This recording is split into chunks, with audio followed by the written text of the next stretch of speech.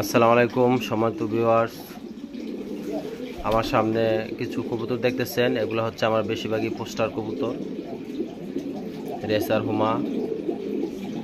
আবার কিছু শখ করে বাচ্চা খাওয়ার জন্য দেশি কবুতরও পালি। তো আমরা দামি কবুতর যেরকমটা মাঝে মাঝে গোসল দেই, সব জায়গায় গোসল দেওয়ার জন্য সমস্যা হয় না। বাট আমাদের যখন এই হাই ফ্লাইং কবুতরগুলো যখন আমরা গোসলে দেওয়া হয় তখন একটু সমস্যা হয়, কারণ এগুলো হচ্ছে খুব চতুর টাইপের কবুতর, খুব চালাক। এবং এই কবুতরগুলা খুব সমস্যা হয়, কারণ এই কবুতরগুলা যদি একটু খোলামেলা আমরা ছেড়ে দেই বা ওখানে গোসল করানোর ট্রাই করি, তাহলে এগুলা চলে যাওয়ার সম্ভাবনা অনেক বেশি থাকে। বা কিছু কবুতর বাড়িতে ফিরে আসবে, বাট আবার কিছু কবুতর নাও আসার সম্ভাবনা থাকে। তো সেই ক্ষেত্রে আমাদের একটা টেনশন হয়। তো সেই জন্য আমরা চাই এই হাই ফ্লাইং দেশি রেসার হুমাই কবুতরগুলো আমরা এখানে গোসল করালে একটু সেফ। তো সেই জন্য আজকে গোসল করার একটা চিন্তা আমরা করছি। এখানে কয়েকটা কালার আছে, জাত মূলত দুইটাই। আমার কাছে অনেক ভালো লাগে, কারণ এগুলা বডি স্ট্রাকচার ভেরি স্ট্রং, অনেক সুন্দর বডি স্ট্রাকচার। দেখেন এই যে একটা কবুতর, এটা হচ্ছে অরিজিনাল রেসার হাই ফ্লাইং কবুতর। এটার পায়ে সম্ভবত বিআরবির ট্যাগ আছে। এটা অনেক দূর উঠতে পারবে এই কবুতরটা, কারণ এটার চোখ, গেট আপ, এটার যে এই যে রিং দেখা যাচ্ছে, দুই পেয়ে রিং আছে এটা।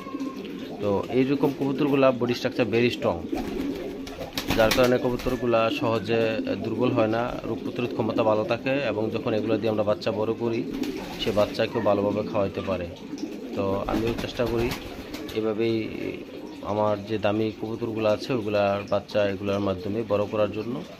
তো এটা একটা আমি মনে করি খুব ভালো একটা সাইট। যারা ফ্যান্সি কবুতর পালেন তারাও চেষ্টা করবেন, যদি আপনারা কোনো কবুতর পোস্টার করাইতেই হয় তাহলে যেন অবশ্যই বডি স্ট্রাকচারটা মানে একটু শক্ত স্ট্রং কবুতর দিয়ে করান, তাহলে হয়তো আপনারা এখান থেকে অনেক ভালো কিছু আশা করতে পারবেন এবং বাচ্চা গ্রোথ গেটা অনেক ভালো থাকবে। আর যদি ওই গিরিবাস কবুতর দিয়ে দেশি কবুতর দিয়ে আপনারা করান তাহলে হয়তো একটু সমস্যা হবে, কারণ কবুতরটা ছোটো হওয়ার কারণে কবুতরের খাদ্যনালীটাও ছোটো থাকবে, খাদ্যথলিটাও ছোটো থাকবে। এবং কবুতর যে কট মিল্ক, সেই কট মিল্কটাও কবুতরের কম হবে। কট মিল্ক যদি পর্যাপ্ত পরিমাণ থাকে তাহলে যে বাচ্চা, ওই বাচ্চাকে প্রচুর পরিমাণে খাওয়াইতে পারবে এবং বাচ্চার গেট আপ গ্রোথ অনেক ভালো থাকবে। আর কবুতর যদি স্ট্রাকচারটা দুর্বল হয় তাহলে ওই বাচ্চাকে খাওয়াতে যায় সেরা দেখবেন কবুতরটা অনেক দুর্বল হয়ে গেছে, বুকের যে হাড়টা একদম বেসে গেছে এবং একটা সময় দেখা গেছে এই বেসে যাওয়ার কারণে কবুতরটা আর টিকতে পারতেছে না, তখন কবুতরটা অসুস্থ হয়ে যায় এবং কোনো কোনো ক্ষেত্রে কবুতরটা মারা যায়। আর যদি সুস্থ হয়ও তো আগের মতো ওরকম বডিটা আর হয় না, কারণ হচ্ছে এটাই। আমি প্রায় 7 বছর ধরে কবুতর পালি, এর ভিতরে 5 বছর ধরে আমি রেসার হুমা নিয়ে কাজ করতেছি। আলহামদুলিল্লাহ, যখন থেকে রেসার হুমা নিয়ে কাজ করছি তখন থেকেই কবুতরের যে বডি স্ট্রাকচার এবং ভালো জাত দেখে নিয়ে আসছি। যে বাচ্চাগুলো আমরা বড় করছি আলহামদুলিল্লাহ অনেক হৃষ্টপুষ্ট বাচ্চা পাইছি, এবং বাচ্চা প্রায় 1 কেজির কাছাকাছি চলে হয়। 2টা বাচ্চা প্রায় 1 কেজির কাছাকাছি হয়ে যায়।